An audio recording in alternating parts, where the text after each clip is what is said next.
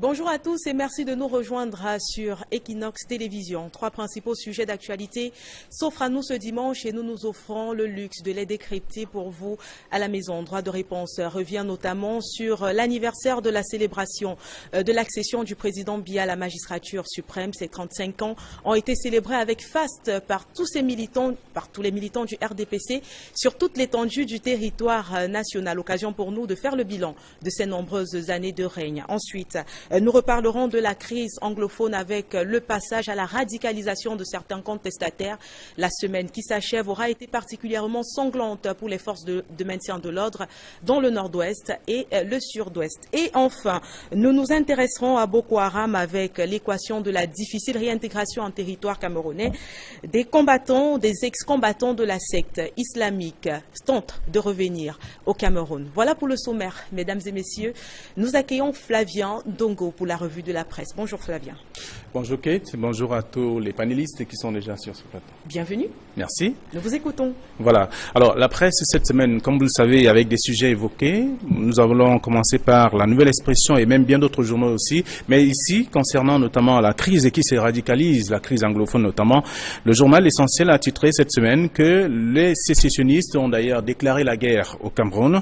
Pour justifier cette annonce, le journal s'est intéressé, bien entendu, aux différents incendies survenus à Djakiri et à Tiko, le nombre de gendarmes tués ou encore assassinés par les assaillants.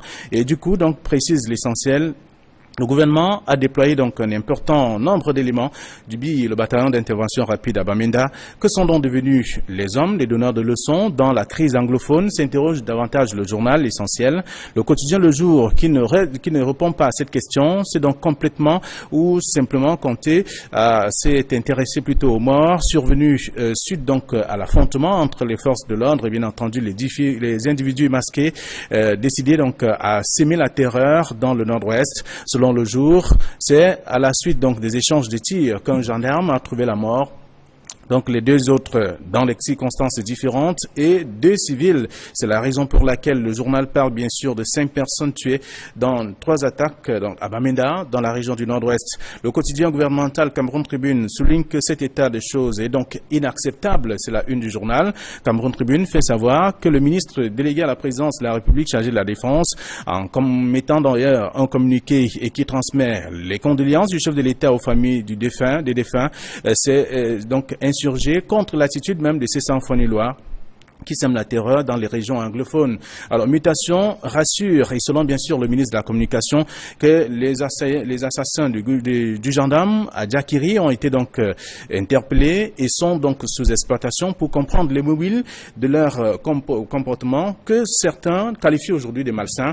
D'ailleurs, dans une parution toujours du journal Mutation, le journal a laissé dire que Londres est donc dans la rue et assassiné donc à Bamenda. Là-bas, on ne contrôle presque plus rien. C'est ce que précise d'ailleurs le journal Mutation. Voilà du moins ce qui est pour le premier sujet de ce rendez-vous dominical. Le second sujet parle donc des 35 ans de Paul Biya à la tête de l'État du Cameroun. La presse n'a pas manqué l'occasion également de revenir dessus et donner la parole à quelques acteurs. La Nouvelle Expression, par exemple, n'a pas manqué donc l'occasion de donner des relais, même des propos de certains acteurs de la société civile et même des analystes politiques. Le bilan de Paul Biya est donc à la tête de l'État du Cameroun au sein du RDPC. Certains acteurs, les militants de première heure notamment, tels que Emmanuel Com et bien sûr Joseph Victor Ateba, pense que le bilan des 35 ans de Paul Biya est donc mitigé pour des raisons exogènes. Bien plus, donc la création de certaines institutions étatiques a tout simplement amené à améliorer la gouvernance au Cameroun, même si on a évoqué quelques points noirs qui sont également dans le journal, donc la Nouvelle Expression. Dans l'opposition, l'on estime que le 6 novembre devrait donc être une journée de deuil national à cause notamment de la situation sociopolitique qui dégrade davantage le pays. A laissé dire Pierre Soukam, qui est d'ailleurs du Social-Démocratique Front, pour Maître Fidèle Djoumessi du MRC, le pays est plutôt en morceaux, il faut chercher à les recoller et la raison pour laquelle il faut simplement remplacer celui qui est à la tête de l'État du Cameroun. À l'UDC, on a appris que pour les 35 ans du renouveau, il y a le risque de séisme donc en préparation depuis un certain temps. Il faut donc faire attention, c'est ce que dit d'ailleurs le porte-parole de l'UDC qui intervenait dans le journal, le journal La Nouvelle Expression. Pour le journal Repère, en 35 ans de règne, malgré notamment les crises sociopolitiques, Paul Biya a réussi à créer donc un climat de paix, même si le journal fait savoir que c'est plus qu'une affaire de militantisme que de réalisation pour la paix au Cameroun. Donc un titre qui ne corrobore pas avec celui proposé par Germinal, qui pense plutôt que le 6 novembre 1982 est donc la date du début de la malédiction pour le Cameroun, qui évolue donc aujourd'hui loin de la rigueur et la moralisation. Selon le journal, toutes les promesses faites par l'homme lion ne sont pas réalisées jusqu'à ce jour. Et selon bien sûr Germinal, c'est d'ailleurs la débrouillardise qui anime les Camerounais, et tout ça n'est pas l'affaire du président de la République qui cherche toujours à briguer un autre mandat. Voilà ce que la presse propose concernant ces sujets. Merci à vous Flavien pour cette revue de la presse. On vous retrouve comme à l'accoutumée demain lundi sur le plateau de Cadence Matinale. Bien entendu, c'est un rendez-vous. Merci. Nous poursuivons dans cette édition de Droit de réponse déjà en vous présentant le panel qui nous accompagnera tout au long de cette édition. On va commencer par ma droite et celui que je m'apprête à vous présenter est tout de même reconnu pour ses positions assez tranchées au sein de son parti. D'aucuns vont même jusqu'à le considérer comme un véritable rebelle. Il s'appelle Saint-Éloi Bonaventure Bidon et il a accepté d'être présent sur le plateau de Droit de réponse de ce dimanche. Bonjour monsieur, bienvenue. Bonjour, c'est moi qui vous remercie pour l'ainsi honneur que vous me faites en m'invitant sur votre plateau. La dernière fois que j'étais là, c'est pas vous qui présentiez l'émission, et la dernière fois que j'étais à une émission, c'est vous qui posiez des questions. Et aujourd'hui, vous vous retrouvez en train de présenter. Je crois que c'est une promotion et c'est une émission qui monte droit de réponse. Et maintenez la barque. Merci beaucoup. Alors, il faut préciser déjà à votre suite que vous avez fait une sortie déjà dans le quotidien Mutation et également sur votre compte Facebook, une publication dans laquelle on peut se rendre compte de ce que vous dites. Ceux qui incitent le président de la République à se repositionner, à se représenter à la présidentielle sont des personnes qui n'aiment pas le Cameroun et encore moins le parti. Non, je crois que le RDP c'est un grand parti politique, sauf qu'il est infesté par un certain nombre de charlatans qui pensent que pousser le président à être candidat signifie pour autant qu'ils sont avec lui. J'ai dit non. Le président Biya a tout donné au Cameroun. Il a beaucoup donné au Cameroun. Il a tout donné. Et je suis de ceux qui pensent que quand on a une gibecière aussi pleine que la sienne et qu'on peut brandir tous les trophées, il faut pouvoir reculer. Ou regarder dans le rétroviseur et passer la main. Très bien. Puisque vous êtes déjà assez bien et confortablement positionné, je vais passer à ma gauche pour présenter quelqu'un d'autre. Vous verrez que je suis très bien entourée ce matin. Il est lui également maire et cette fois-là, nous sommes pas à Yaoundé de toutes les façons. Alors, je vous prie, mesdames et messieurs, d'accueillir Jacques Maboula Mboya, homme politique. Il a été quand même, de toutes les façons, il va nous donner cette précision. On va savoir s'il est toujours au sein de l'UPF, mais toujours est-il qu'il est à l'origine de la création d'une nouvelle plateforme politique qui s'appelle l'Alliance républicaine. Bienvenue, bonjour. Bonjour et bon dimanche à tous ceux qui nous regardent. Je crois que notre pays, notre très cher et beau pays, traverse un ensemble de crises qui nous interpellent, tous bords confondus. Pour sortir de ces crises et envisager le futur avec sérénité, il est impératif que nous fassions abstraction de toute appartenance partisane, de toute appartenance religieuse, linguistique et tribale, pour envisager l'avenir avec beaucoup plus de sérénité, gérer les affaires de la République dans un esprit de fraternité, mais aussi de patriotisme, et générer la solidarité républicaine pour promouvoir l'égalité des chances dans tous nos terroirs. L'Alliance républicaine, c'est une plateforme républicaine non partisane qui vise à fédérer toutes les énergies politiques et de la société civile dans le but de faire une offre politique nouvelle, à savoir construire une nation dans l'esprit de la solidarité, de l'égalité des chances et du confort résidentiel minimum pour que l'égalité des chances soit dans chaque terroir et la chose la plus partagée entre tous les citoyens pour créer ce lien d'unité nationale qui s'appelle la confiance entre gouvernants et gouvernés. Mais pourquoi n'avoir pas rejoint les autres plateformes qui militent déjà dans ce sens, qui sont sur place? On parle par exemple de la Kwasik. Je vais vous dire, la politique c'est du courage. Quand vous allez dans un front politique, il faut être courageux, il ne faut pas faire semblant. Il y a des gens qui égarent véritablement les espérances. On ne fait pas de la politique pour tirer avantage d'un rassemblement. Et j'ai constaté beaucoup de choses. L'UFP est de la plateforme Kwasik et l'UFP également de la plateforme Pacte républicain. Mais quand on met à chaque fois les égos surdimensionnés, on n'avance pas le Cameroun. Je vais vous dire qu'il y a un parti qui a montré que pour gagner une élection nationale, il fallait pas être seul. C'est le RDPC malheureusement, mais aucun parti n'a tiré leçon de cela. Le président Paul Biya ne va jamais à une élection présidentielle seul. Et pourquoi est-ce que les partis de l'opposition pensent pouvoir gagner une élection en allant seul, alors que financièrement et stratégiquement, ils n'ont pas les moyens opérationnels de gagner une élection? Très bien. Nous reviendrons sur les détails tout au long de cette émission. On va accueillir à présent, j'aime bien le dire, quelqu'un qui fait partie des meubles de ce programme. Il est consultant, journaliste pour La Nouvelle Expression et il est surtout connu pour sa forte culture sur les actualités étrangères. Edmond Kamkia, bienvenue. Bonjour Kate. Je salue tous les copanélistes. Je salue également les téléspectateurs fidèles de cette émission. Je voudrais surtout dire combien je suis heureux que sur ce plateau, il y ait deux maires, donc deux personnalités importantes des communes, des municipales. Je voudrais aussi, et enfin, avant de chuter, dire que le Cameroun traverse une période difficile, notamment dans ces régions du nord-ouest et du sud-ouest, avec des morts, notamment parmi les forces de l'ordre, les forces de sécurité, avec 4 gendarmes tués en l'espace d'une semaine. Je pense que nous devons faire très attention, parce que depuis 1 an environ que la crise anglophone a commencé, il n'y avait que les forces de première et de deuxième catégorie. Avec l'assassinat des gendarmes, on s'achemine vers la descente sur le terrain, si ce n'est pas déjà le cas, des forces de 3e catégorie, c'est-à-dire le BI et les forces spéciales. On va revenir. Nous devons faire très attention. Non, je voudrais demander à toute la nation de beaucoup prier pour ce pays, parce que ce qui est en train de se passer, on a traversé une étape supérieure. Ce sujet, justement, Edmond, est à l'ordre du jour. Donc, on aura la possibilité de revenir avec plus de précision dessus pour faciliter votre compréhension à la maison. Maintenant, on va vous présenter le dernier invité de ce panel, le dernier mais pas des moindres. On a 2 maires, on a un consultant, mais on a aussi un avocat qui a bien voulu répondre présent à notre invitation. Il s'appelle Maître Emmanuel Akbor Achou. Bienvenue, Maître. Barista. Senior barista. Senior barista.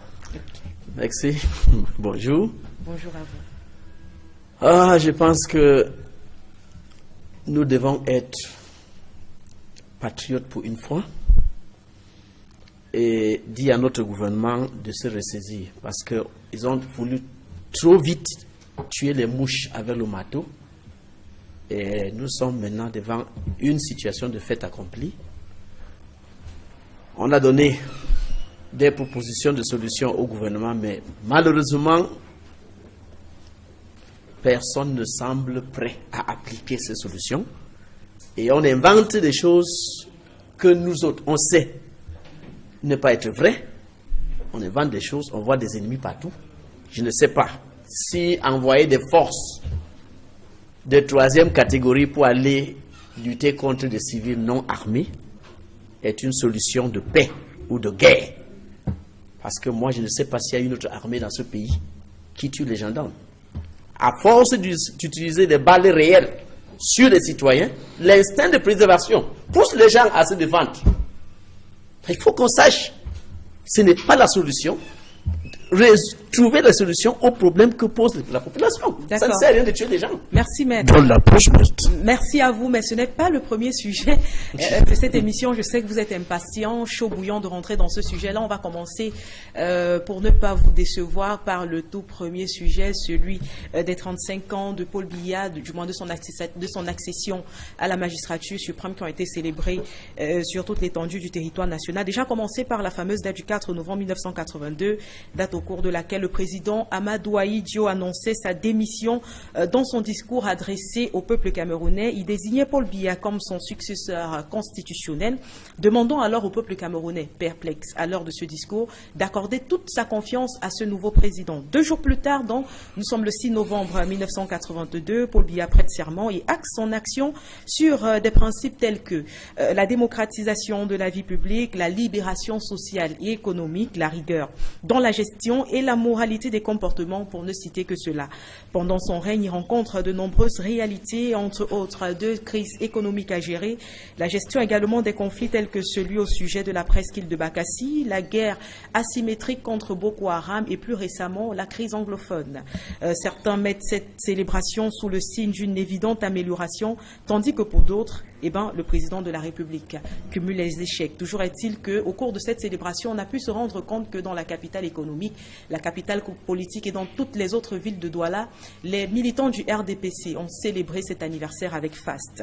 Ce qui me permet de vous introduire, vous, Saint-Éloi Bidon. Votre parti, le RDPC, a longtemps été fustigé de s'accaparer ces anniversaires de célébration de l'accession du président à la tête de la magistrature suprême. Et cette année, rebelote, vous remettez ça. Pourquoi? Non, je crois qu'on ne s'est pas accaparé la célébration de cet événement. Cet événement devrait, en principe, contrairement à ce que les uns et les autres pensent, on a suivi dans le reportage tout à l'heure que ça devrait être une journée de deuil national. Non, ça devrait être une journée de partage national. Et dans la commune où je suis adjoint au maire, nous avons co-célébré cette journée avec nos camarades, nos frères du SDF. Et qui, à la fin de la célébration, ont tenu à se déshabiller pour porter la tenue du RDPC.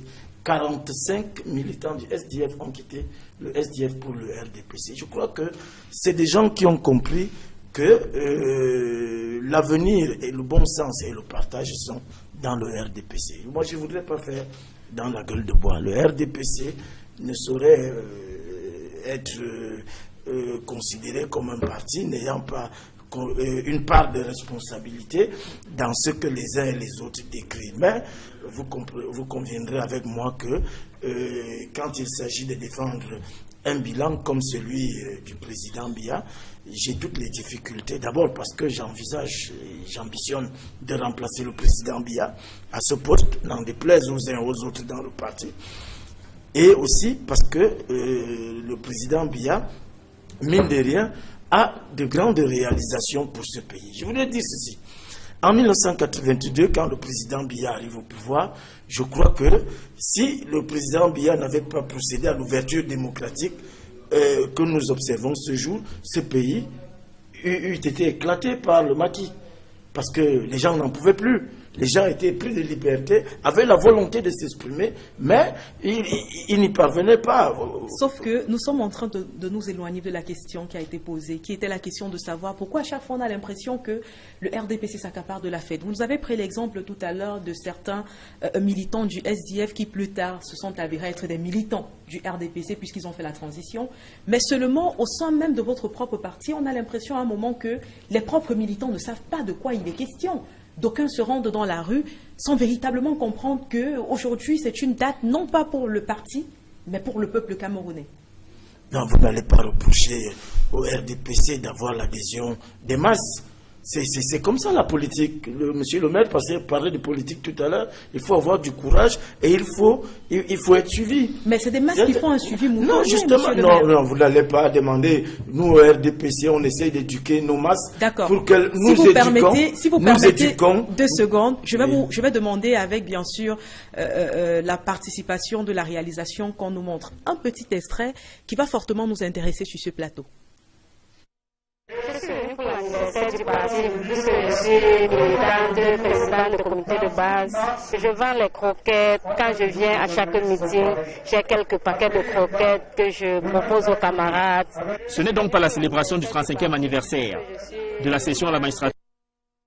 On a très bien compris là qu'on avait affaire à une militante qui ne savait pas de quoi il est question. Elle parle de la célébration de la fête du parti. Et qui plus est, elle a la possibilité de venir à cette célébration-là avec sa marchandise. Comment voulez-vous que quand on retrouve des Camerounais regroupés quelque part en masse, qu'on ne puisse pas mener ces activités quotidiennes qui vous permettent de nourrir votre enfant. Mais je voudrais vous dire que au jour d'aujourd'hui, beaucoup de militants ont compris l'intérêt d'être au RDPC. Et c'est pour ça que chaque fois que le RDPC fait un regroupement, je veux vous faire une confidence. Ça fait 6 ans que je n'ai pas assisté à un seul meeting du RDPC. Mais j'étais au dernier meeting.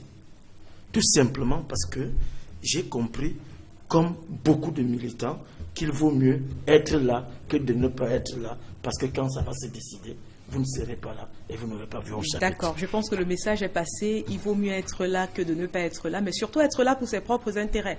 La preuve avec cette militante qui nous a bien précisé ce qu'elle était venue faire à ce meeting du RDPC. Ça me permet de vous lancer, vous mettre à chaud.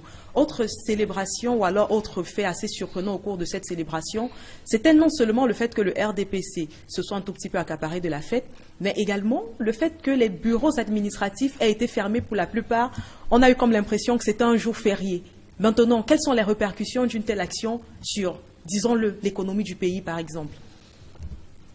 Moi, je ne sais pas pourquoi le peuple camerounais continue à avaler les frasques du RDPC. Je le dis haut et fort, le RDPC doit redéfinir sa position. C'est quoi le RDPC? C'est un parti politique? Est-ce que ce parti politique est légal? Est-ce qu'il est légal? Regardez la loi. Est-ce que ce parti politique est légal?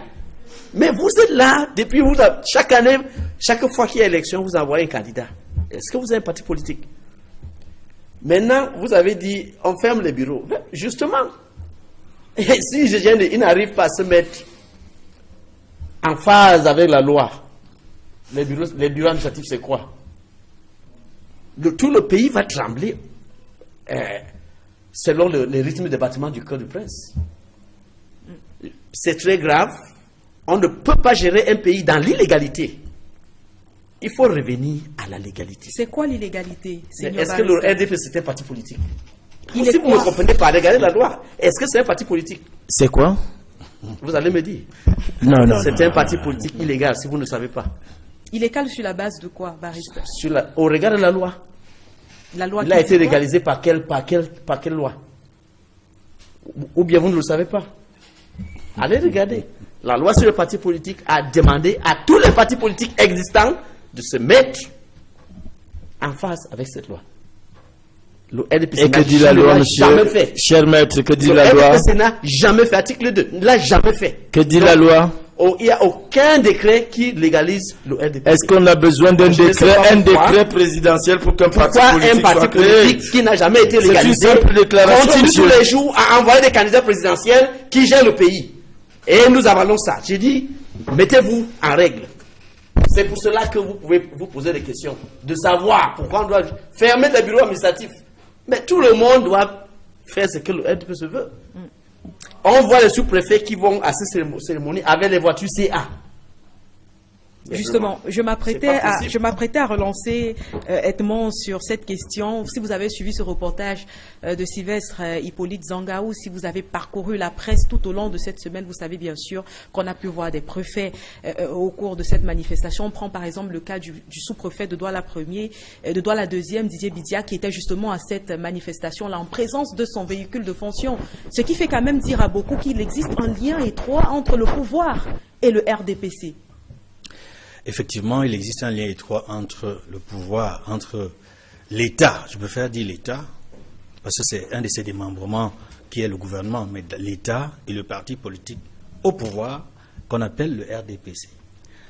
Certains, au sein du RDPC, ont souvent dit que le RDPC est proche du pouvoir. Non, le RDPC est le parti au pouvoir, le parti majoritaire, dominant dans toutes les chambres du Parlement, que ce soit au Sénat ou à l'Assemblée nationale.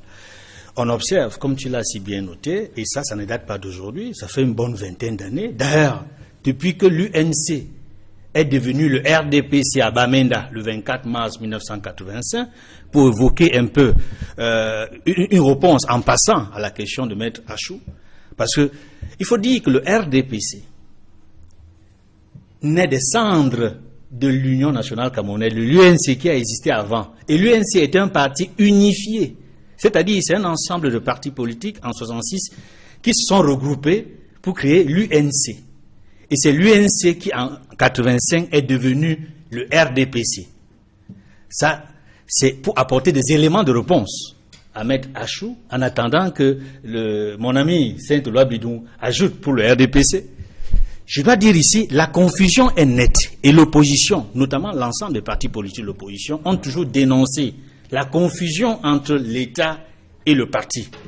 Et de plus en plus, on observe, même dans les analyses des partis politiques et des journalistes, des leaders, ils disent que c'est l'État RDPC. Et la présence justement des autorités administratives aux meetings et aux manifestations publiques du RDPC, des préfets, sous-préfets, gouverneurs, avec les véhicules de fonction, pendant toute la durée du meeting. Ils ne viennent même pas pour un temps et ils repartent. Ils sont là pendant tout le meeting, comme des militants. Ils tiennent un discours militant, alors qu'ils sont très souvent tenus administratifs. Mais et ce n'est pas normal. Et c'est ça qui crée la confusion entre l'État et le RDPC. Une des solutions que nous avions évoquées ici, à une certaine période, notamment pendant les années de Brest, dans les débats politiques, quand il y avait encore de sérieux débats politiques, c'était qu'il n'est pas bon que le président de la République reste président national du parti au pouvoir. Dans d'autres pays, notamment les pays véritablement démocratiques, lorsque le leader du parti remporte les élections et accède au pouvoir, immédiatement, il laisse le parti se réorganiser et c'est quelqu'un d'autre qui devient président du parti parce que le président de la République doit être au-dessus des partis. Il ne doit pas être à la fois président national d'un parti et président de la République. C'est la raison pour laquelle, justement, lorsque le 6 novembre 1982, parce qu'en réalité, c'est le lien avec le 6 novembre 2017, pour dire que ce n'est qu'une partie des Camerounais qui se sentent concernés par l'accession de Paul Biya au pouvoir, alors que c'est un événement républicain et non pas un événement partisan. Malheureusement, c'est le RDPC qui en branle, qui est en fête, qui est en célébration, alors que normalement, ça devrait être le peuple camerounais, parce que c'est le deuxième président de la République. Et non pas, le 6 novembre, on ne fête pas le président national du RDPC, on célèbre. Et ça devrait être des réflexions, comme disait le professeur Moussanga Nyamding sur notre plateau, une fois. Il disait que c'était l'occasion de réfléchir, n'est-ce pas, sur l'avenir du pays, sur la République. Parce que le 6 novembre, c'est l'accession du deuxième président de la République au pouvoir. Donc il faut le dénoncer, il faut le regretter, qu'il y ait une confusion qui dure, n'est-ce pas, entre l'État et le parti. Et cela fait en sorte qu'aujourd'hui, la société civile et les partis politiques sont fondés à critiquer la composition de l'ECAM, qui est censé être un organe indépendant qui doit gérer les élections au Cameroun. On voit bien que la majorité des membres sont du RDPC. Vous l'avez dit, aujourd'hui, je suis avec vous, Jacques Maboula Mbouya. Aujourd'hui, on se rend compte quand même qu'il existe une certaine relation incestueuse entre le parti et le pouvoir, relation critiquée par beaucoup. Mais j'aimerais savoir avec vous le rôle trouble joué par le président de la République dans ce qu'on a appelé, dans cette action de phagocyter finalement le pouvoir et de le mettre au service du RDPC. Bon, déjà, je vais commencer par la date du 6 novembre, qui est en fait le commencement du renouveau. Au 6 novembre 1982, le RDPC n'existe pas. Le RDPC va commencer à exister plus tard. Donc, en réalité, première des choses, le 6 novembre, ce n'est pas une fête du RDPC, c'est une fête de la nation Cameroun. Parce que ce jour, tout le monde descendait dans la rue, peu importe les appartenances, tout le monde descendait célébrer l'avènement d'un homme qui était symbole d'espoir, qui était symbole d'une nouvelle République. Mais malheureusement, cet homme va connaître des épreuves et va faire des maladresses, notamment confier la construction de la nation à des hommes qui étaient véritablement des chercheurs d'emploi. Et ces chercheurs d'emploi vont s'accaparer de la ressource de la construction nationale à des fins individuelles. On va assister à une décrépitude des territoires, exactement comme un homme qui a géré une exploitation sans jamais amortir les équipements, les structures et les infrastructures, d'où l'appauvrissement et la décrépitude des territoires, des hommes et des infrastructures. C'est perceptible dans l'état des ponts. Il y a un pont qui venait récemment de tomber à Yabassi, dans le Gam, le pont de Mahé, un pont stratégique pour les exploitants forestiers. C'est vous dire que le président de la République a confié la construction de la nation à des hommes qui n'avaient aucune vision, mais qui l'ont enfariné, lui ont vendu des illusions et lui ont donné le sentiment que tout allait bien dans tous les territoires. Donc le président de la République n'est pas le principal coupable de cette affaire. Il n'est même pas coupable à vous entendre parler. Il est coupable par omission. Oui. C'est-à-dire qu'il a été incapable de vérifier régulièrement l'état de la construction nationale et de mettre ces hommes sur le banc des accusés. Quand il prend conscience de cette réalité, c'est quand les crises deviennent sévères. Et il se rend compte que, véritablement, ces hommes lui vendaient une illusion et il va rentrer maintenant dans l'état de la nation pour s'apercevoir que la crise est plus grave qu'il ne l'avait imaginé. Il est question ici maintenant de revenir sur les fondamentaux de la construction nationale, à savoir fixer des objectifs au territoire et véritablement recréer un sentiment de solidarité et d'unité nationale. Cela passe par ce pilier qu'ils ne veulent pas mettre en pratique, la décentralisation. La décentralisation, c'est donner au territoire les moyens de se prendre en charge au quotidien sous la supervision de l'administration. Pour arriver maintenant au RDPC, qu'est devenu le RDPC? Le RDPC est devenu un mouvement de survie alimentaire et de conservation de pouvoir. Ça veut dire que quelques élites se sont accaparées cet appareil politique à des fins d'élévation stratégique au niveau des affaires de la cité, mais seulement une couverture protectrice dans leur démarche de prédation de la nation. Bien. Et je voudrais donc dire, pour terminer, cette démarche conjointe a déstructuré la construction de la nation et a fragilisé de nombreuses communautés au point de générer ce que nous appelons aujourd'hui la crise anglophone d'un côté, les mouvements au nord. La preuve, c'est que le 6 novembre 2017, l'extrême nord est sorti, pas pour fêter, mais pour dénoncer son mal-être. Et ils ont même fait, je crois là-bas, une marche pour dire que ça ne va pas. À partir de ces constats, il est impératif, au-delà des clivages partisans, de dire que la République va mal. C'est le moment maintenant de construire la nation sur des valeurs véritablement républicaines. Saint-Éloi Bidon, au-delà de toutes les critiques qui sont faites envers votre champion, certains quotidiens ont parlé de peut-être une date autour de laquelle on devrait plutôt faire un deuil plutôt que de célébrer. D'autres ont parlé de bilan mitigé. Vous, en tant que militant du RDPC, quel est le bilan que vous faites des 35 ans de votre champion à la tête de l'État? Je voulais être d'accord avec M. le maire que le moment est venu pour une grande réflexion, tant au sein du RDPC que dans tout le Cameroun, pour garantir un avenir paisible à nos enfants.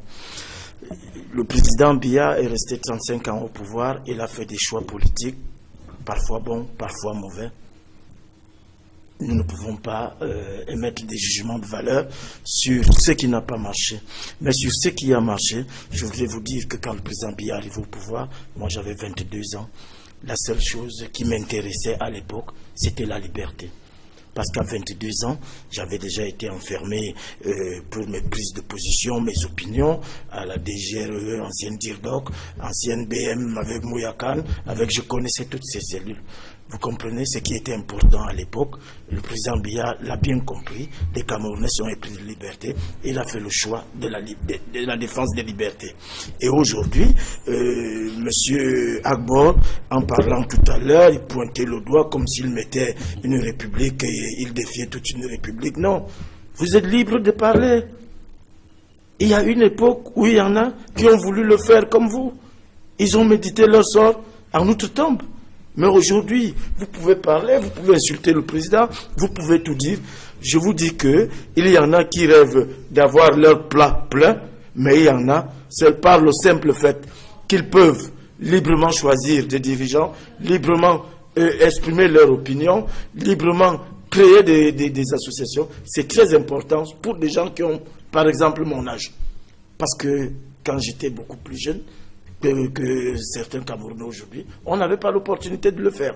Voilà par exemple un des trucs sur lesquels qui constitue une valeur essentielle et donc tous les Camerounais s'en prévalent. Et sur ce point, on peut parler d'avancée, effectivement. On peut effectivement parler d'avancée. Je vous dis que le processus démocratique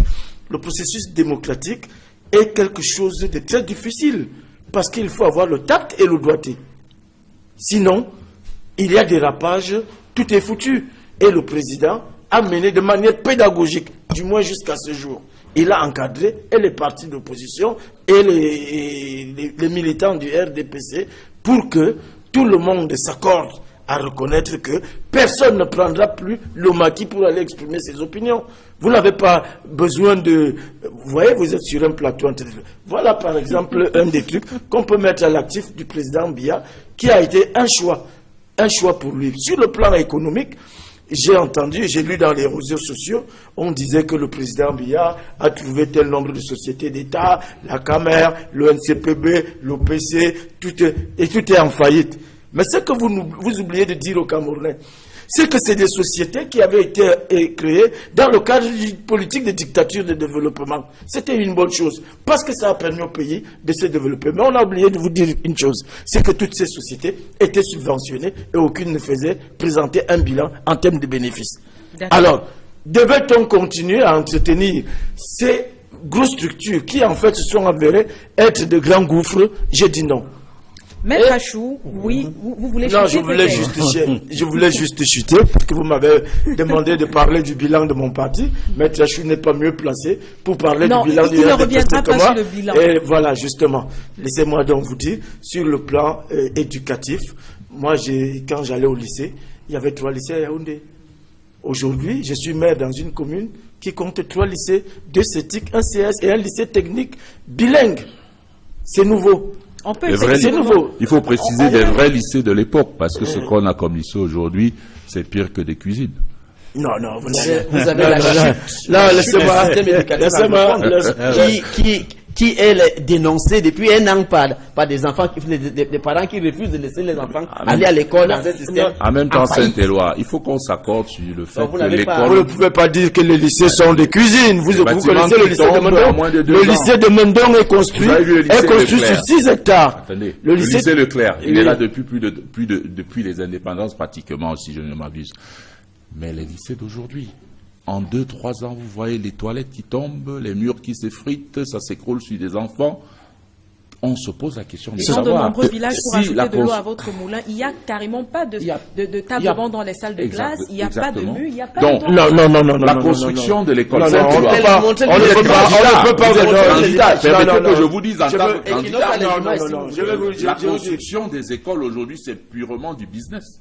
Mais je vous dis, la chose la plus importante, c'est que le président a choisi d'investir sur l'éducation. Et un peuple qui est éduqué est un peuple qui peut se défendre et qui peut devenir prospère. Je vous dis, à Yaoundé, vous imaginez le nombre de lycées. Vous connaissez le lycée d'Anguissa, vous connaissez le lycée de Kounou, vous connaissez le lycée de Mendon. J'en passe. Ça coûte plus cher, mais c'est moins confortable. Sur le plan, non, toujours. Ça coûte plus cher que les lycées d'hier, mais c'est moins confortable. J'aimerais, si vous le permettez, j'ai rêvé dans ma vie d'aller à l'école, au lycée, je n'ai pas pu. J'aimerais, si vous le permettez, relancer le seigneur Barista Achou. Messieurs, si vous le permettez. C'était un cadre de formation. Et je pouvais rester même après les cours pour continuer d'étudier parce que on vous a très bien compris. Permettez qu'on relance le seigneur Barista Achou. On a aujourd'hui sur ce plateau Saint-Éloi Bidon qui fait un bilan assez positif. Certes, ils nuancent, mais c'est un bilan plus positif de leur champion. Mais pourtant, dans la rue, on se rend compte que beaucoup de Camerounais se retrouvent en train de critiquer leur président de la République. D'aucuns lui ont complètement tourné le dos. Pourquoi? Je voudrais rappeler que je ne suis pas seulement avocat, je suis président national de Reform Party. Donc il faut que M. Saint-Éloi sache que... Reform Party. Je suis à mesure de... Ah oui, vous avez des militants en dehors de vous? C'est au moins un parti légal. Il n'est pas illégal comme le vôtre. Oui, allez-y. Bon, j'ai dit donc que lorsque le président Biya a pris le pouvoir, un journaliste lui avait posé la question. Oui. Comment se porte la signature du Cameroun? Vous vous rappelez? Il a dit la signature du Cameroun est très bonne. Je voudrais que vous parlez à la place de votre champion aujourd'hui. Comment se porte la signature du Cameroun? Nous sommes au FMI avec le chapeau en main pour commander l'argent.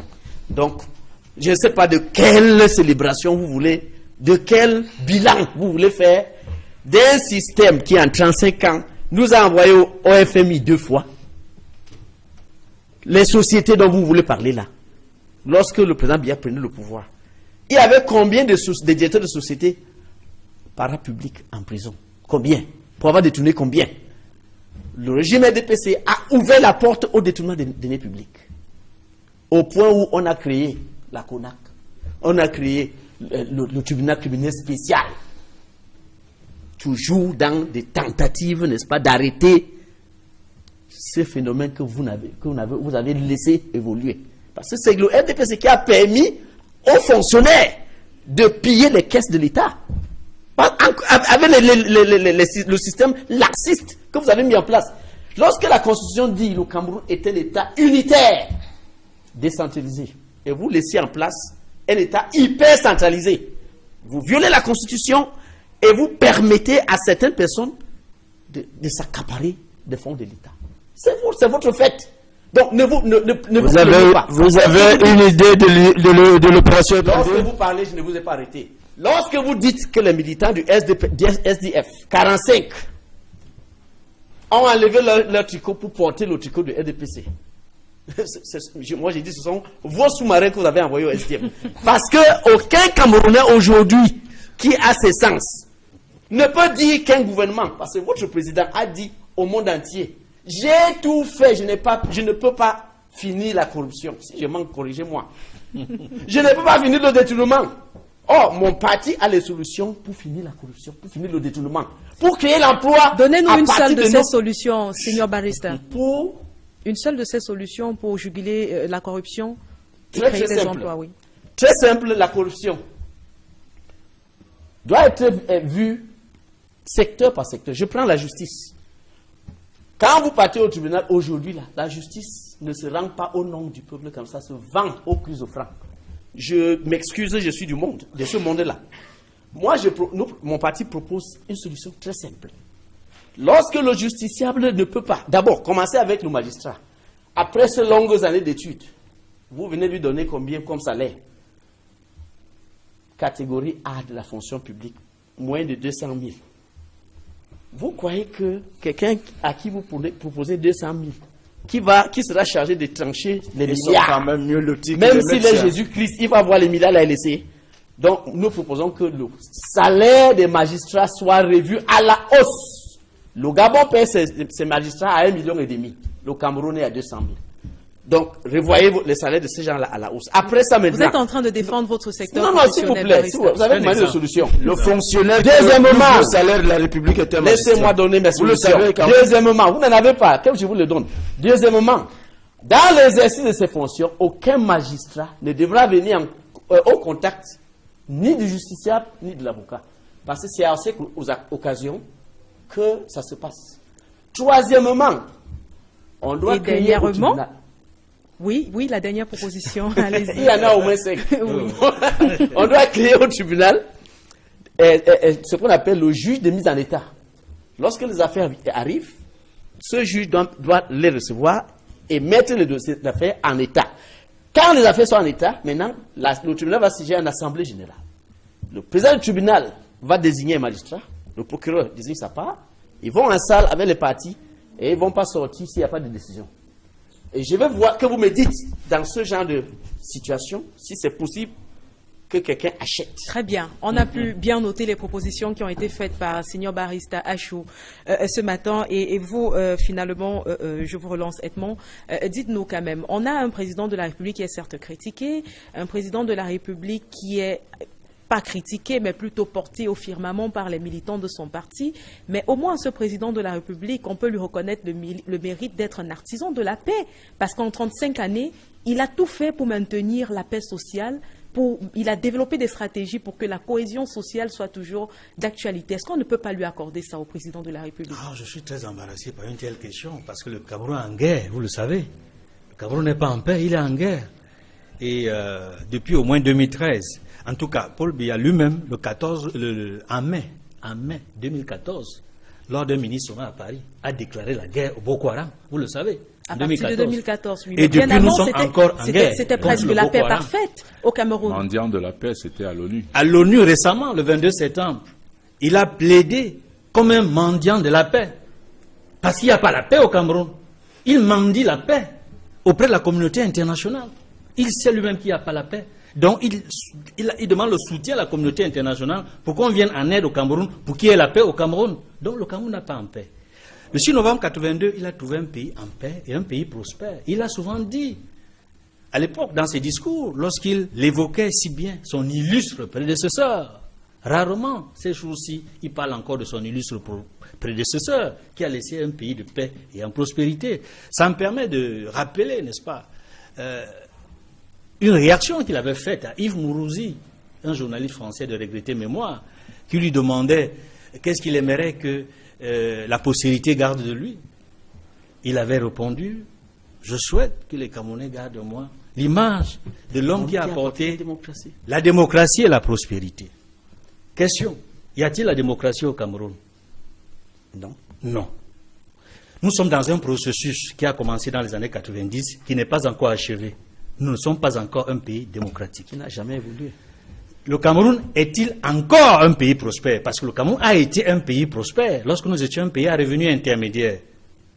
Est-il un pays prospère? La réponse est non. Nous sommes passés de pays à revenu intermédiaire à PPTE. Pays pauvres très endettés. Et on semble s'en enorgueillir. Alors que nous avons fait l'effort d'atteindre le point d'achèvement en 2006, très vite on est retombé encore sous l'ajustement. Donc, nous sommes en réalité très mal partis, pour citer l'expression de René Dumont. Ce n'est plus l'Afrique qui est mal partie, le Cameroun est mal parti dans cette Afrique-là. Donc aujourd'hui, je pense que beaucoup d'efforts, il faut le reconnaître, ont pu être faits à une certaine période. Paul Biya, quand il a accédé au pouvoir, il a parlé de rigueur moralisation. Il est vrai, la conjoncture, le contexte de son accession au pouvoir ont fait en sorte que 2 ans après, les choses se gâtent. Il y a eu le putsch avorté du 6 avril 1984. Et sa position vis-à-vis du combat des idéaux qu'il entendait mener, on a eu l'impression qu'il s'en est éloigné. La preuve, c'est que quand il se souvient qu'il avait dit rigueur moralisation, c'est alors qu'on voit l'opération Épervier, qui malheureusement est encore à tête chercheuse. Parce qu'on se rend compte, lorsqu'on peut analyser, n'est-ce pas, les affaires qui passent au TCS. Et puis la création même du TCS pose un problème à la constitution du Cameroun. Parce que nous avons, avec la naissance du TCS, le texte qui crée et organise le TCS, ça fait en sorte que nous avons l'inégalité entre les citoyens camerounais. Les citoyens ne sont plus égaux devant la loi. Pire, on encourage les gens qui volent. Plus vous volez 50 millions et plus vous avez possibilité non seulement d'être jugé par une cour spéciale, mais vous pouvez faire une demande, rembourser, vous êtes libéré. Et quand bien même vous allez en prison, on vous crée VIP. Un confort VIP. de celui VIP, alors que celui, le menu fretin, celui qui n'a pas volé grand-chose, il est dans la racaille. Vous voyez, dans la symbolique, dans l'imagerie populaire, ce n'est pas bon pour la justice au Cameroun. Donc, pour chuter, véritablement, je dois dire que il y a beaucoup d'occasions manquées. S'il fallait faire un bilan, beaucoup d'occasions manquées, que ce soit sur le plan de la démocratie, que ce soit sur le plan de la gestion économique, la malgouvernance. J'ai le sentiment, personnellement, que le chef de l'État est en train de vouloir se rattraper sur ces manquements-là. Mais le pourra-t-il? Ça fait 35 ans. Et on voit bien, et il a dit en décembre 2013, je crois, dans son discours de fin d'année, je crois que c'est le meilleur de ses discours de fin d'année, où il a pratiquement fait le diagnostic de la situation au Cameroun. Que nous manque-t-il? Il démontrait que tout va mal dans tous les secteurs, que le Premier ministre ne fait pas son travail, le gouvernement ne fait pas son travail, que les gens sont individualistes. Mais pourtant, il ne nous manque rien, on a tout pour réussir. Aujourd'hui, on se pose la question de savoir, et ça c'est la dernière question pour sortir totalement de cette thématique, qu'est-ce qu'il faut faire aujourd'hui pour que le président de la République réussisse à résorber toutes les difficultés par lesquelles passe le Cameroun? Une chose très simple. Il faut déjà réduire le nombre de caisses allouées au financement des terroirs.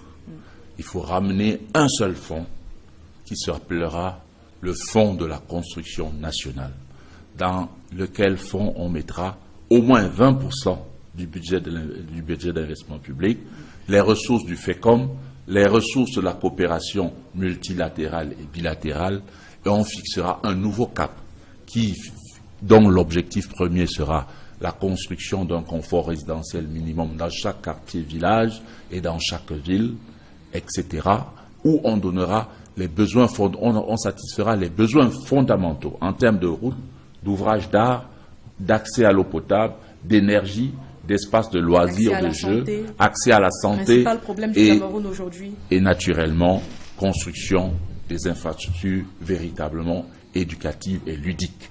Ce fonds qui sera transparent sera affecté d'après un texte de loi ou un décret de la République qui donnera à chaque territoire un budget minimum pour réaliser tous les défis de territoire existants. Et on pourra contrôler et vérifier dans le temps. Ce ne sera plus l'affaire d'un ministre qui a la possibilité de dire « j'ai donné tant » pour des réalisations plus ou moins fictives, sans capacité véritable de contrôle des territoires, et on aura ce qu'on appelle une projection planifiée et opérationnelle dans le temps. Merci beaucoup. Peu importe le parti qui sera au pouvoir, si on reste dans les mêmes causes, on aura les mêmes effets. Parce qu'aujourd'hui, personne n'a une perception claire des enjeux de terrain. Je propose qu'on sorte de ce sujet, messieurs, on n'a plus beaucoup de temps, qu'on sorte de ce sujet pour prendre la deuxième thématique de cette émission, une thématique qui a beaucoup fait parler nos invités en début de cette émission. Il s'agit de la prévisible radicalisation de la crise anglophone. On retient notamment qu'après de nombreuses revendications caractérisées par des villes mortes, des boycotts, des marches pacifiques, la crise anglophone a pris une nouvelle tournure en début de semaine dernière, la tournure de la radicalisation. Déjà jeudi, 3 hommes en tenue ont été abattus, 2 assaillants en civil tués. Dans une opération de riposte de la gendarmerie, nous sommes dans le nord-ouest.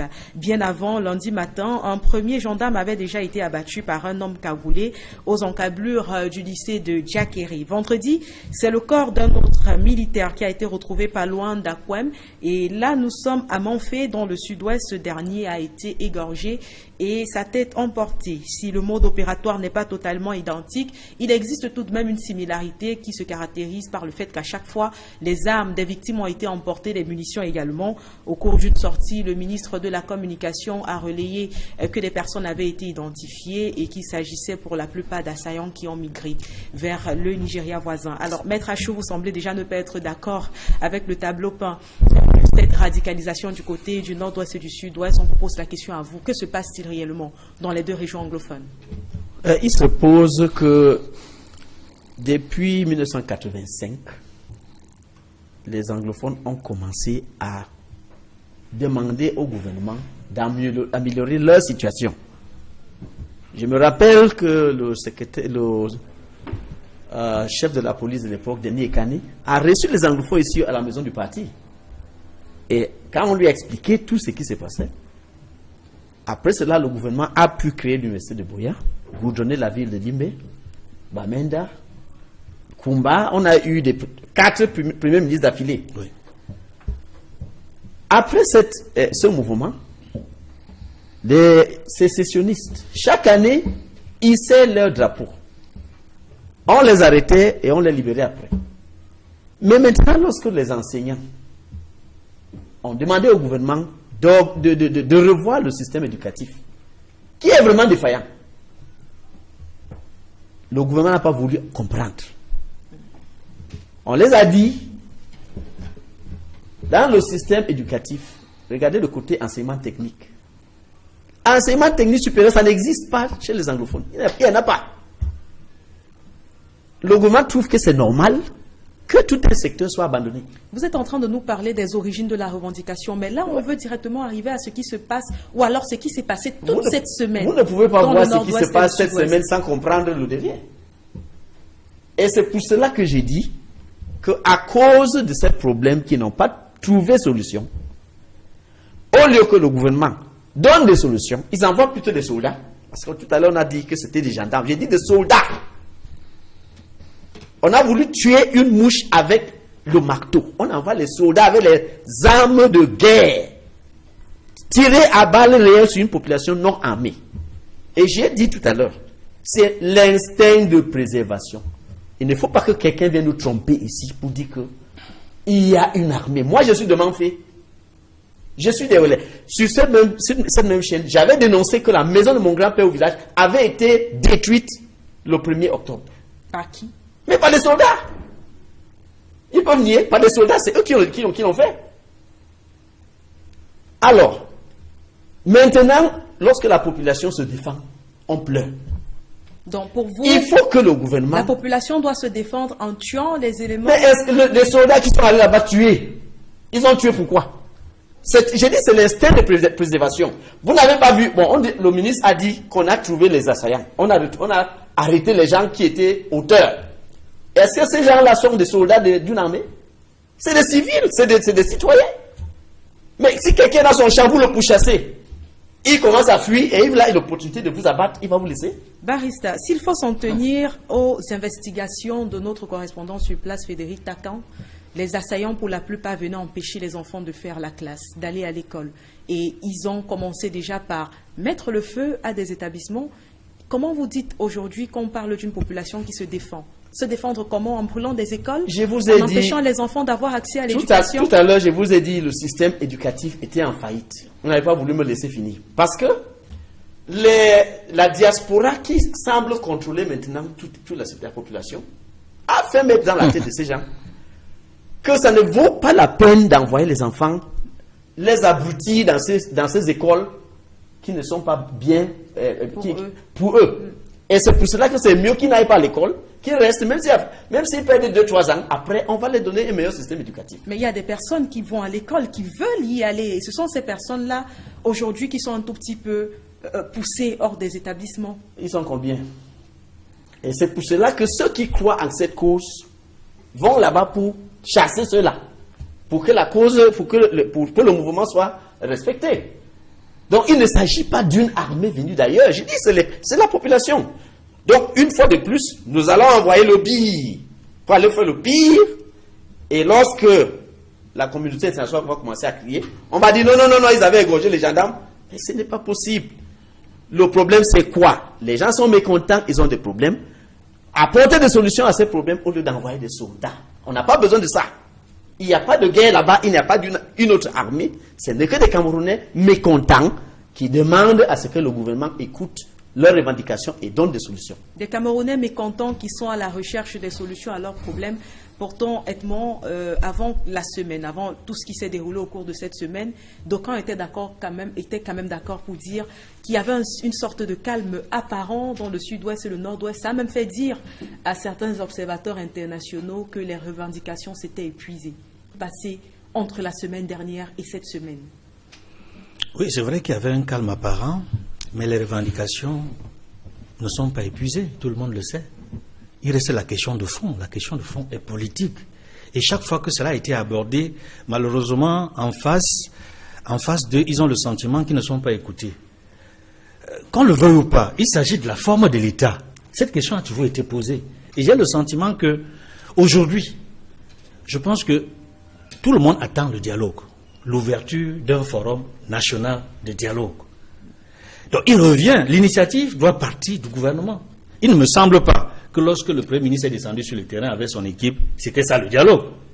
À moins, je ne sais pas si c'était ça le dialogue. En tout cas, c'était peut-être une forme de préparation au dialogue. Mais aujourd'hui, au pays comme à l'extérieur, tout le monde attend le dialogue. Et tout le monde attend que les interlocuteurs se retrouvent pour débattre de cette question-là. Moi, je pense que c'est de ça qu'il s'agit. Aujourd'hui, le chef de l'État est revenu de l'étranger. À l'ONU, il n'a pas évoqué la question anglophone. Aujourd'hui encore, on attend qu'il évoque cette question à la nation. Ou qu'il fasse lui-même le déplacement. Ou qu'il fasse le déplacement, ou qu'il se prononce sur la question. Et vous voyez, je pense que dans ce silence-là, dans ce pourrissement, il y a eu la radicalisation. Et j'observe également que beaucoup de nos compatriotes de cette partie du pays, du nord-ouest et du sud-ouest, qui étaient véritablement modérés dans leurs opinions, dans leurs sensibilités politiques, se sont radicalisés. Bon nombre sont devenus, en tout cas, partagent les idées des sécessionnistes. Parce que c'est peut-être ceux-là qui avaient raison. Parce que ceux-là, pour la plupart qui ne sont pas à l'intérieur du pays, qui sont à l'extérieur, ils ont toujours dit que ça ne sert à rien de discuter, de négocier quoi que ce soit avec le gouvernement de la République. Et on a vu ce qui est arrivé à Arbo Bala et tous les autres membres du consortium qui a même été dissous, interdit. Donc cette manière de faire a plutôt amené ceux qui étaient modérés à s'interroger, à se demander si, mais finalement, est-ce que ce n'est pas les sécessionnistes qui avaient raison? Même s'ils ne sont pas d'accord, au fond, sur l'idée de la partition. Mais je peux vous dire aujourd'hui que beaucoup qui n'étaient pas d'accord avec la sécession s'interrogent, se demandent si ce n'est pas peut-être la solution. Et c'est très mauvais pour l'unité. Je dis que je suis très inquiet personnellement pour ce pays. C'est très mauvais pour l'unité nationale. C'est très mauvais pour la préservation de l'intégrité territoriale. C'est pour cela qu'il faut ouvrir le dialogue, même sur la forme de l'État. Et il me semble que tous, dans cette partie du pays, au nord et au sud-ouest, n'étaient pas pour la sécession au départ. Beaucoup, dont Maître Agbor Bala, est encore pour le fédéralisme. C'est la raison pour laquelle il a été victime d'un incendie au niveau de sa maison familiale. Parce qu'il est pour le fédéralisme et non pas pour la sécession. C'est dire que, aujourd'hui, quand on observe le fonctionnement même du leadership sécessionniste, on voit que parmi eux, il y a des extrémistes, c'est-à-dire qui sont purement à droite, totalement à droite, mais il y a des sécessionnistes qui sont modérés. Donc, il faut faire avec les modérés. Dans tous les cas, il faut tenir compte des opinions de tous, y compris les extrémistes. Parce qu'on ne peut pas sortir d'une situation sans écouter ceux qui ont le contrôle de la situation sur le terrain. Pourtant, il faut préciser déjà que cette semaine, on est rentré dans une phase de radicalisation. On a des gendarmes qui ont été tués, des militaires qui ont été tués. On a même des civils et des assaillants. La tournure a été plus radicalisée cette semaine. Qu'est-ce que le gouvernement, ou mieux le président de la République, doit faire pour juguler cette crise? Je vais vous dire quelque chose, et c'est même une démarche diplomatique silencieuse qui était en cours. Parce que le 1er octobre, j'étais appelé à faire un discours au grand meeting du RDPC sur invitation d'une de mes grandes élites qui souhaitait que je prenne la parole lors de ce meeting. À la veille du 1er octobre, vers les 23 heures, il m'appelle et me dit le régional voudrait que tu nous envoies par email le discours avant pour que nous jugions le discours. À ma vérité habituelle, j'ai fait un discours de vérité. J'ai envoyé ce discours par email et quelque temps après, il me dit bon, le discours là ne pourra pas passer. Mais comme je suis un homme qui communique beaucoup, j'ai publié ce discours sur ma page Facebook et ce discours a été repris, je vous le dis très bien, par tous les Camerounais dans tous les pays pratiquement, en anglais et en français. Des professeurs d'université ont traduit librement ce discours en anglais pour qu'il soit compris. J'ai eu des appels et tout le monde pratiquement s'est accordé sur le fait qu'il fallait s'asseoir. J'ai eu des appels venant de toutes les tendances dans le monde anglophone. Ceux qui sont fédéralistes, ceux qui sont sécessionnistes, etc., etc. Ils ont demandé de voir dans quelle mesure s'asseoir sur la base de ce discours vérité. J'ai saisi des autorités dans le but de faire asseoir tous ces hommes autour de cette question. Et la seule réaction que j'ai eue d'une autorité véritablement qui se reconnaîtra, c'était de saisir le représentant du Cameroun aux Nations Unies, M. Monté. Ce que j'ai fait. Mais à ce jour, cette démarche qui visait à remettre tout le monde sur la table n'a plus donné suite. Et généralement, quand vous avez des hommes qui vous disent on va bagarrer, s'il n'y a personne pour dire asseyons-nous et discutons, je préfère que nous discutions pendant 6 mois pour arriver à la paix et limiter la casse. Ça nous permettrait de repartir sur des bases fraternelles et patriotiques. On peut dire qu'aujourd'hui, le président de la République devrait utiliser le discours. C'est le dialogue qui peut nous sortir de l'impasse. J'ai souvent l'habitude de dire, puisque après la guerre, on devra s'asseoir pour discuter, faisons l'économie des morts et de la destruction des infrastructures en commençant par s'asseoir pour discuter et éviter la guerre. C'est ce que je dis souvent. Et je veux dire quoi? Ce n'est pas sur le plan militaire qu'on gagnera le nord-ouest et le sud-ouest. C'est sur le plan diplomatique et patriotique qu'on gagnera cette région. D'accord. Je reconnais que le ministre délégué à la Défense, Betty Assomo, c'est un brave manager opérationnel en termes de logistique, au résultat qu'il a pu avoir dans l'extrême nord et le grand nord en général. Mais sur la partie nord-ouest et la partie sud-ouest, c'est pas sur le plan militaire qu'on sortira vainqueur. D'accord, on vous a bien compris. Puisqu'on n'a plus assez de temps, je vais aller vers vous, Monsieur Bidon. Votre gros champion, votre grand champion a été critiqué de mettre en place des mesures cosmétiques jusqu'ici qui ont montré leurs limites. Pourquoi, selon vous, le président de la République ne veut pas rencontrer ces personnes qui n'attendent que ça, hein, pour la plupart, le rencontrer, discuter avec lui faire part de leur réalité? Pourquoi le président tarde à le faire? Discuter avec qui et de quoi? Mais les leaders C'est un problème hautement sérieux. On a cru avoir affaire à des revendications corporatistes et on a répondu en apportant des solutions au-delà même de ce qu'ils avaient espéré, que l'agenda caché s'est déroulé. Il s'agit d'un groupe d'individus qui ont opté pour la sédition, la sécession et la partition du Cameroun. C'est non négociable. Je ne parle pas en tant que militant du RDPC. Je parle en tant que Camerounais et administrateur des communautés. Mais on fait quoi de... Il y a des troubles à l'ordre public. L'État, quand l'indiscipline se donne toutes les audaces, l'État doit s'armer de tout le courage pour établir l'ordre. C'est de ça qu'il s'agit. Ces messieurs dont l'identité est d'ailleurs discutable sur leur camerounité ont décidé de s'aimer la terreur. C'est très grave ce que vous dites là. Laissez-moi aboutir. Il est de mon village. Laissez-moi aboutir, monsieur. Laissez-moi aboutir. Quand vous avez parlé des choses qui sont vraies. Je vous dis ce que j'ai sous le cœur. Ayouk Julius est Camerounais de mère et de père de mon village. Ayouk Julius qui est le président autoproclamé de l'État fictif d'Ambazonie. Oui, c'est un Camerounais. Voilà donc un monsieur qui autoproclame un État. Il n'est pas Camerounais. Il est ambazonien. Et maintenant, je vous dis que le Cameroun est en guerre. Il faut voir son passeport. Le Cameroun est en guerre. Pourquoi? Parce que il y a des individus qui ont décidé de la partition du Cameroun. Le président Biya a hérité d'un Cameroun uni. Et le RDPC l'a divisé en Cameroun de privilégiés et de lésés. Monsieur Maboula, c'est de ça qu'il s'agit. Monsieur Maboula, c'est de ça qu'il s'agit. Monsieur Maboula, a mal géré la crise. Vous avez vu le sens de la démocratie. Vous voulez tout faire pour me distraire. Vous n'allez pas me distraire, mais vous allez m'écouter. Oui, allez-y. Je vous dis donc qu'ils ont décidé de la partition du Cameroun. C'est inacceptable. Moi, je suis francophone. Je suis originaire de la région du centre. Je n'accepterai à aucun prix qu'il y ait une partition. C'est non négociable. Le Cameroun est un et indivisible. Maintenant, l'agenda continue à être déroulé. On se rend compte que nos frères de l'Ambazonie contestent la légitimité des autorités. C'est faisable. Ils contestent la forme de l'État. C'est faisable. Moi, je dis, s'il y a un dialogue à amorcer, ce n'est pas sur la forme de l'État.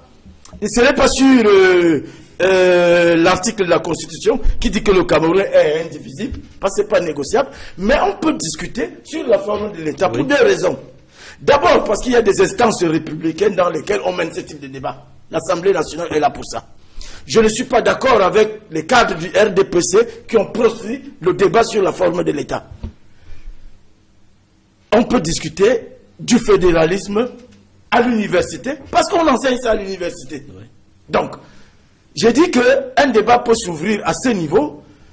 On n'a pas besoin que le président de la République vienne patauger dans la gadoue avec ceux qui ont décidé de traîner le pays dans la gadoue. On parle là du président de tous les Camerounais. Oui, je vous dis que quand quelqu'un refuse de vous écouter, arrêtez-vous et écoutez-le. Mais le président, et le président les a écoutés. Le président de la République, de la République ne s'est pas rendu dans l'extrême nord. Quand Boko Haram était en train de frapper sérieusement de ce côté, on a envoyé l'armée, les comités de vigilance ont été créés. Aujourd'hui, on parle de la crise anglophone qui dure depuis une année. On n'a toujours pas vu le président de la République. Voilà. On peut le lui reprocher. Ailleurs, pour un seul mort, les présidents descendent sur le terrain. Est-ce que le président de la République aujourd'hui a peur de son propre peuple? Non, madame.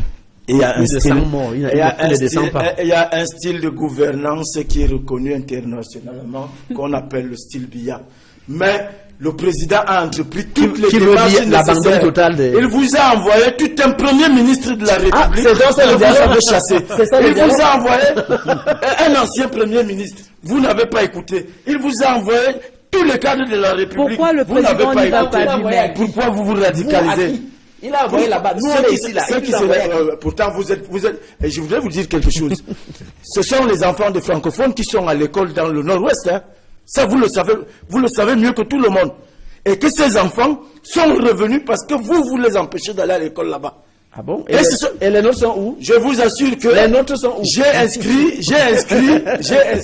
Les vôtres, ils sont ici. D'accord. On vous a bien compris, monsieur le maire. Ça va se passer comme ça, non, monsieur? Au seigneur barista Achou, finalement, de nous donner son point de vue. On s'est rendu compte dans la presse internationale et même nationale qu'on était à chaque fois en train de critiquer le fait qu'on ait tiré sur des hommes en tenue qui sont supposés protéger la population. Mais parmi les morts, il y a également une civile, une dame qui a perdu la vie. Ne doit-on pas craindre aujourd'hui pour la sécurité même de ses enfants et de la population du nord-ouest et du sud-ouest? Moi, j'ai dit tout à l'heure que cette situation ne dure pas de la semaine dernière. Depuis le premier, il y a eu perte en vie militaire. Depuis le premier. On ne veut pas dire. Moi, j'ai reçu des informations depuis Manfé. Il y a eu des militaires qui étaient morts et des cadavres étaient à la morgue de Manfé. Donc, il faut qu'on dise la vérité. Ce n'est pas parce que ça continue maintenant qu'il faut prendre ça comme un prétexte. On prend ça comme un prétexte pour envoyer le billet. Donc, la situation n'a jamais changé depuis le premier. Tout ce qui a changé là, c'est qu'on a retiré une partie des militaires. Mais sur le terrain, ça n'a pas changé. Au contraire, les sécessionnistes ont créé leur gouvernement. Ce qui veut dire la situation est la même. Vous les soutenez, monsieur Maître? Je suis président national de Réforme Parti, si vous avez oublié. Ce que je voudrais dire. Un parti du Cameroun.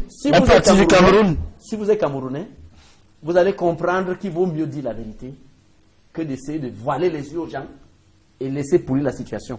Donc, c'est mieux pour nous de regarder le problème en face et de trouver des vraies solutions et ne pas laisser les gens mourir et ne pas... La vraie solution serait... Le gouvernement du RDPC n'a envoyé aucune condoléance à une famille. Monsieur, s'il vous plaît, qui a perdu les gens le premier octobre. Je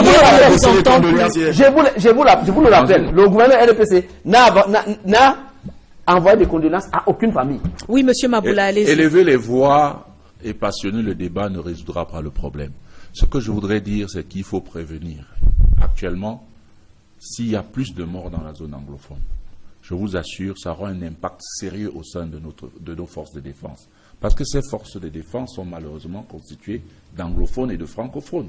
Et les hommes en tenue anglophones ne resteront pas silencieux face au nombre de morts qui va aller croissant dans ces régions-là. Et je vous dis très bien qu'il est impératif pour la nation Cameroun de privilégier la voie du dialogue.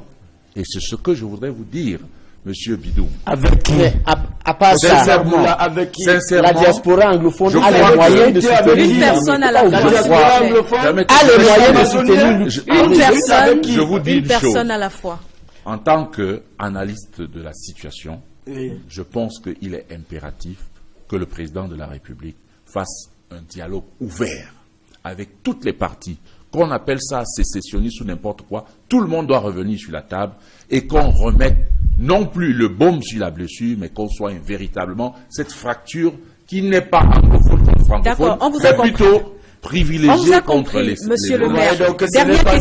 Dernière question pour sortir complètement du sujet. Si monsieur Bidon le permet, on vous a également compris, monsieur Bidon. On va poser la dernière question sur cette affaire à Edmond Kamdia. On a pu se rendre compte, et avec la sortie du ministre de la Communication et même des autorités déjà sur cette affaire, que les douilles retrouvées sur place sur les différents sites de ces attaques ne correspondaient à aucune arme ou alors aucune munition utilisée en territoire camerounais. D'où la fameuse question, ou alors la pertinente question de savoir d'où proviennent les armes avec lesquelles les assaillants aujourd'hui sont en train d'attaquer les forces de l'ordre. Ce genre de questions, en fait, je pense que ce n'est pas important. Parce que chacun ira dans sa réponse à toutes sortes de spéculations. Voulez-vous entendre dire que ces armes viennent des pays étrangers? On ne veut rien entendre du tout, on s'interroge. Les armes, on peut se procurer les armes au pays ou à l'extérieur du pays. C'est tout à fait clair. Mais on ne va pas désigner un pays d'où seraient venues les armes. Parce que nous n'avons pas la certitude, la traçabilité et la fiabilité. C'est les experts qui peuvent sur la base des douilles, des éléments, dire d'où viennent exactement ces munitions et ces armes-là. Je pense que ce qui est important, ce n'est pas la qualité du matériel utilisé, ce n'est pas l'arme utilisée, c'est pourquoi ça a été utilisé, c'est pourquoi le soldat a été tué, c'est pourquoi le dialogue n'a pas encore commencé, c'est pourquoi on en reste là un an après. Voilà les vraies questions. D'accord. Et je pense, pour terminer, qu'il faut véritablement ouvrir ce dialogue et associer, comme l'a dit le maire Maboula, toutes les parties concernées. Toutes les parties concernées. Parce que le secrétaire général de l'ONU, il me semble, il était encore ici au pays. Après avoir passé 4 jours en Centrafrique, il a rendu une visite de courtoisie au chef de l'État. C'est une visite de courtoisie et même une visite diplomatique. Parce que, en l'espace d'un mois, il rencontrait Paul Biya 2 fois. Lorsqu'il est passé ici, il a passé au moins 4 heures au palais de l'Unité. Il n'y a pas eu un communiqué à la fin pour dire on a parlé de ceci ou de cela. Mais tout le monde peut imaginer que la question anglophone a été évoquée. Parce que, à travers son porte-parole, Antonio Guterres avait demandé que s'ouvre une enquête sur ce qui s'est réellement passé dans les régions du nord-ouest et du sud-ouest le 1er octobre. Où est-ce qu'on en est avec cette enquête? Je pense que le secrétaire général de l'ONU veut savoir ce qui s'est passé. Il en a sûrement dit un mot là-dessus avec le chef de l'État. Il me semble que le ministre de la Défense lui-même était descendu à Buea pour évaluer ce qui s'est passé. A ouvert à son niveau une enquête judiciaire pour savoir exactement ce qui s'est passé sur le plan militaire dans les régions du sud-est et du nord-ouest. On conclut maintenant sur la question, Edmond. Pour la nation, et notamment pour les médias et pour le Cameroun, de savoir où est-ce qu'on en est avec les enquêtes sur ce qui s'est passé le 1er octobre dans ces régions. Et la deuxième question, quand est-ce que le chef de l'État va ouvrir ce dialogue inclusif? L'expression est du secrétaire général de l'ONU, dialogue inclusif. Cela signifie qu'on n'exclut personne. D'accord. On a terminé avec le sujet et on va, avec les 10 minutes qui nous restent, aborder une autre thématique tout aussi importante lorsqu'on parle d'unité nationale et de cohésion sociale. C'est la thématique sur Boko Haram avec l'impossible retour de ces assaillants ou alors de ces personnes qui hier étaient combattants de Boko Haram et aujourd'hui décident de retourner au pays. Déjà dire à ce sujet que dans l'extrême nord Cameroun, on assiste depuis les derniers mois au retour des ex-combattants de Boko Haram. Il s'agit d'hommes, de femmes et d'enfants qui d'abord ont été pris en otage par Boko Haram, ensuite sont devenus des combattants de cette secte islamiste, islamistes-là. Dans tous les cas, de retour, des membres du comité de vigilance sont ceux qui vont jouer le lien entre ces radicalistes et qui vont les ramener jusqu'à l'administration. Et lorsque ces personnes arrivent en territoire national, ils sont d'abord écoutés par l'administration qui va les cuisiner fortement et après ils sont insérés directement dans la population. Ce qui laisse quand même craindre aujourd'hui de la sécurité des personnes, là je suis avec vous Edmond, qui vivent dans l'extrême nord Cameroun. Oh oui, c'est une question importante. Autant on peut être satisfait de la bonne nouvelle que beaucoup d'anciens combattants de Boko Haram reviennent au pays, notamment les Camerounais reviennent et déposent les armes. C'est une bonne nouvelle. Mais en même temps, il ne suffit pas de s'auto-glorifier ou de se féliciter de cela. Parce que le plus dur commence. Leur réinsertion dans la vie sociale. Comment est-ce que ça va se passer? Et leur réinsertion au niveau même de leur propre famille et du quartier. Parce que des informations nous parviennent de l'attitude de ceux-là qui reviennent du front de Boko Haram. C'est-à-dire qu'ils sont un peu comme les anciens soldats américains lorsqu'ils retournaient du Vietnam. C'est-à-dire ils ont un comportement asocial. Ils sont difficiles à gérer, à contrôler. C'est pour dire quoi en réalité, il est important que le pays, le Cameroun, le gouvernement mette sur pied, n'est-ce pas, toute une structure, toute une commission ou alors tout un organisme avec des anthropologues, avec des médecins, des psychologues, pour pouvoir gérer ces personnes-là. Parce que certaines informations font état de ce qu'il y a une fille qui serait retournée, n'est-ce pas, une ancienne de Boko Haram, elle est rentrée dans sa famille, et 2 jours après, elle a égorgé ses petites sœurs. Elle a eu des cauchemars, elle a égorgé ses petites sœurs. C'est-à-dire qu'il y a des choses qu'elle a vécues là-bas. Donc c'est pour vous dire qu'il faut faire très attention. On ne devrait même pas les ramener dans leur famille comme ça, sans une sécurité. D'accord. Sans un accompagnement. En fait, le mot, c'est l'accompagnement. Il faut un accompagnement psychologique médical, et même avec tous les autres corps sociaux que j'ai cités tantôt. Alors, je suis avec vous cette fois. Aujourd'hui, on a l'impression au Cameroun qu'on est en proie à de nombreux maux, mais que les bonnes stratégies ne sont pas mises en place. On parle des personnes qui ont combattu 3 ans, qui ont vécu 3 ans avec des terroristes confirmés. Et qui, une fois revenus au pays, sont quand même accueillis comme des enfants prodigues. Non, c'est des hommes qui sont infestés par une pensée philosophique nocive. Les extrémistes ne sont pas seulement dangereux parce qu'ils ont une âme, mais parce qu'ils ont une pensée qui n'est pas comme la nôtre. Et ces hommes peuvent véritablement compromettre la survie même de notre nation. Il ne faudrait pas intégrer des hommes issus de tels bords. La devise du Cameroun, c'est paix, travail, patrie. Et parce que beaucoup de gens ont perdu du travail, ils ont vendu leur patrie et ont compromis la paix. Et si nous voulons véritablement rétablir la paix dans ce pays, il faut redonner du travail aux hommes qui vont aimer ce pays et ensuite redevenir patriotiques. Ce n'est pas en faisant de la compassion pour des hommes qui ont tué, en condamnant ceux qui ont juste brûlé un drapeau, qu'on va réconcilier les Camerounais.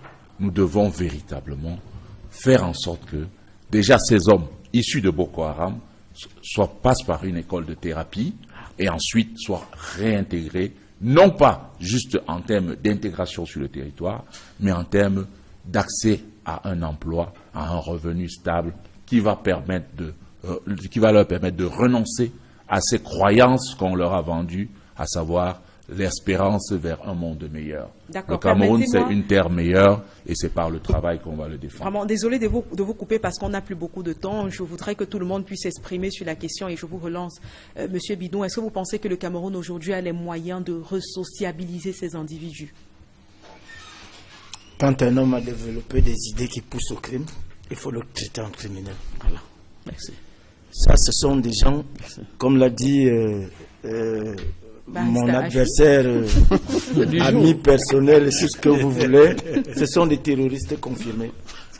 Il n'y a plus de risque à les intégrer qu'en ne les intégrant pas. Et après les avoir intégrés, les ex-Séléka, vous allez faire comment? Vous allez les intégrer. Les nouveaux terroristes que nous avons dans les zones anglophones aujourd'hui, qui ont décidé de terroriser le peuple en tuant des gendarmes et des militaires qui sont faits pour maintenir la paix. Vous allez faire comment? Vous allez les intégrer? Vous allez pardonner? Non. Je crois qu'il faut...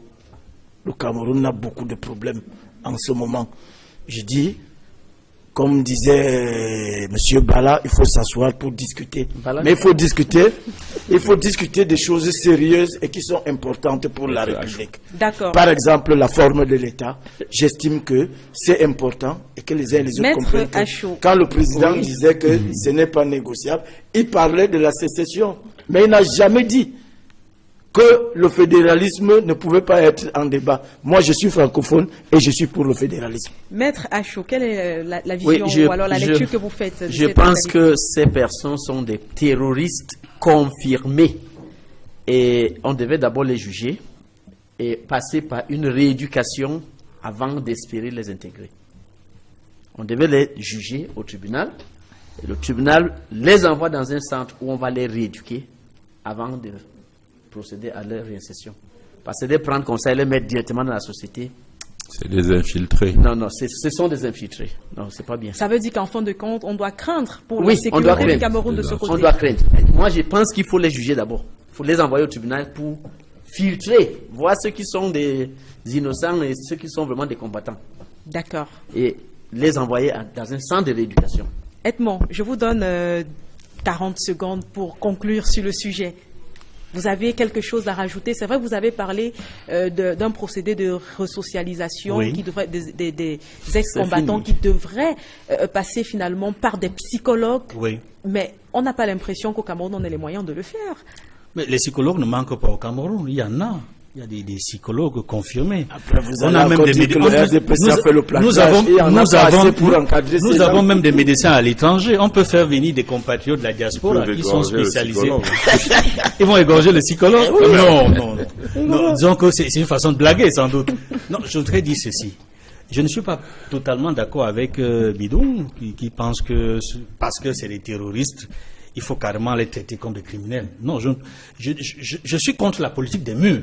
Je pense que quand il aurait pu, ceux-là qui reviennent, les anciens membres combattants, les combattants de Boko Haram, quand ils reviennent, ils auraient pu rester là-bas et mourir là-bas et continuer à tuer. Il faut qu'ils aient des circonstances atténuantes. Il faut que l'État tienne compte de ça.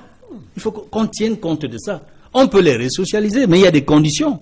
Ils doivent passer par cette thérapie-là. Mais la question, c'est est-ce qu'on a les moyens de... Oui, le Cameroun a les moyens. Non, le Cameroun a les moyens. On a des ressources humaines. Nous avons les moyens. Monsieur Kamia, il faut penser. Il y a un pont chez non, qui est cassé. Un pont qui tu mets toute une partie de la population. Je vais terminer. La population, si vous permettez. Allez-y, chutez, Edmond. Investir dans l'éducation des terroristes. Je reste dans le principe du dialogue. Autant en ce qui concerne les anciens de Boko Haram, les anciens combattants qui reviennent, qu'en ce qui concerne les extrémistes qu'on appelle les sécessionnistes, dont la plupart sont à l'extérieur. Je pense qu'il faut trouver les moyens de permettre à ceux qui veulent venir au Cameroun, au pays, de revenir. Et pour cela, il y a des formalités juridiques à accomplir. Parce que s'ils viennent, il me semble même, j'ai entendu parler des mandats d'arrêt qui auraient été lancés contre ces gens-là. Pour qu'il y ait véritablement dialogue, permettez-les, pour ceux qui veulent venir au pays, discuter, débattre. Qu'on aménage, même sur le plan légal. La morale n'a de sens que sur le plan légal, on aménage des formules pour leur permettre de venir discuter au Cameroun sur cette question. Parce que s'ils ne peuvent pas venir au Cameroun débattre de cette question, ils vont se radicaliser. Ils vont se radicaliser encore davantage. Mais si quelqu'un se radicalise étant à l'étranger, je vous dis que c'est plus grave. On est plus grave. Parce qu'on est tous pour le dialogue. Et je reconnaissais donc que l'État a l'obligation de prendre toutes les mesures utiles pour que le Cameroun soit uni. Vous avez déjà vu. Mais tant que nous sommes une armée gagnée, on a terminé, messieurs. Aucune armée n'a jamais gagné une guerre. Messieurs, on a terminé. Merci à vous d'avoir été là tout au long de cette autre édition de Droit de réponse. On se donne rendez-vous dimanche prochain à la même heure, même chaîne.